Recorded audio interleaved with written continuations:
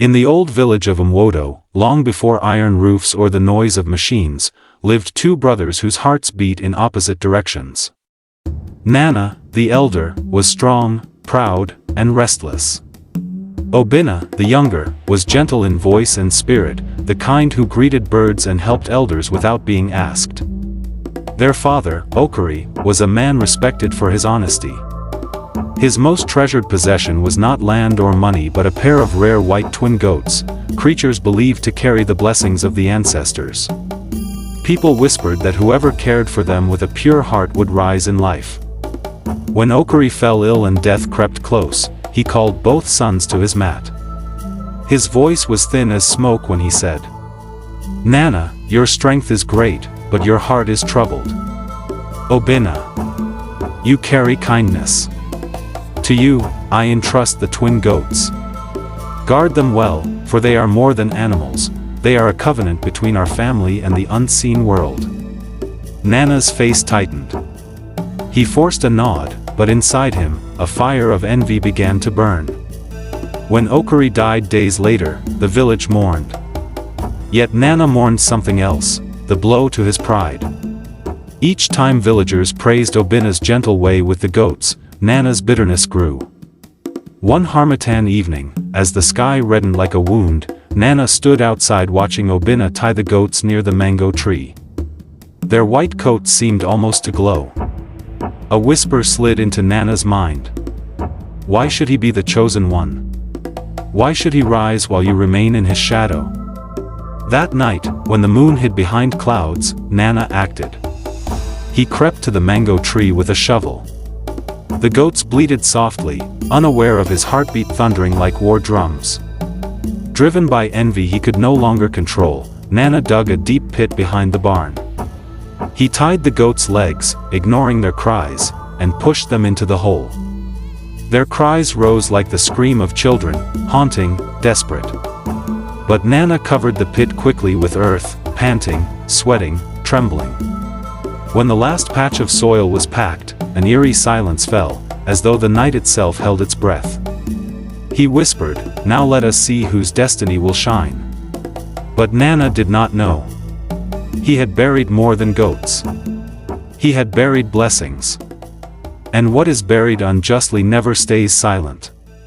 The next morning, Obina discovered the empty ropes and broken branches. Panic swept through him. "Nana, have you seen them?" he asked. Nana shrugged. "Goats wander." But his eyes would not stay still. Obina searched from farm to riverbank, calling until his voice cracked.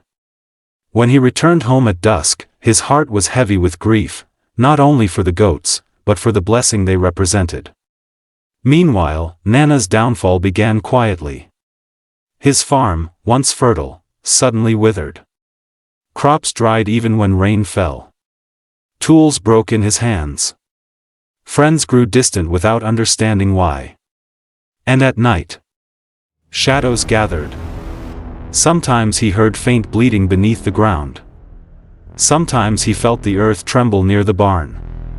But pride is a stronger chain than fear. Nana told no one. Obina, lost and desperate, sought help from Mama Nwama, the blind seer who lived near the edge of the forest. She was old, older than memory, and her sight was said to look directly into the spirit world. When Obina reached her hut, she was already waiting at the doorway. The ground cries, "Child. What was buried in darkness calls your name." Obina fell to his knees. "Mama, the goats, my father's blessing, are gone." Her blind eyes faced the sky. They were buried alive. The hands that covered them have awakened a curse that grows like fire. But everything buried can rise again, if you are willing to face the truth. Obina's heart split with sudden understanding. He whispered, "Nana." Mama Nwama nodded slowly. "You must confront him, or the curse will swallow him entirely, and swallow you too." The confrontation came at dusk. Obina found Nana near the drying yam mounds. He spoke softly, "Brother. Tell me the truth. Where are the goats?" Nana's anger burst like a dam. Why do you deserve them? Why does everyone praise you? Those goats were meant for me. His confession slipped out in rage. They are gone. Buried. And if the ancestors wanted you to prosper, let them dig them out themselves. Those words sealed his fate. The sky darkened unnaturally. Wind rose from nowhere. The ground behind the barn trembled, then cracked. A deep, groaning sound rolled through the village, waking elders, stirring children from sleep. Villagers gathered, torches trembling in their hands, as the earth split open and a faint white glow seeped through the soil. Then they heard it. The bleating of goats, soft, ghostly, rising from beneath the ground. Mama Nwama arrived, supported by her staff. Her voice was thunder disguised as an old woman's whisper. Life buried in envy does not die. It becomes judgment. The soil erupted. A white light shot upward, swirling like smoke. Out of the cracked earth rose the shapes of the twin goats, not flesh and blood, but shimmering spirits, glowing like moonlit water. They stood side by side, staring at Nana. The villagers gasped, some falling to their knees. Nana stumbled backward, shaking. No, no, forgive me. But the spirits stepped forward, and the wind howled. His clothes whipped around him, his legs weakened beneath him.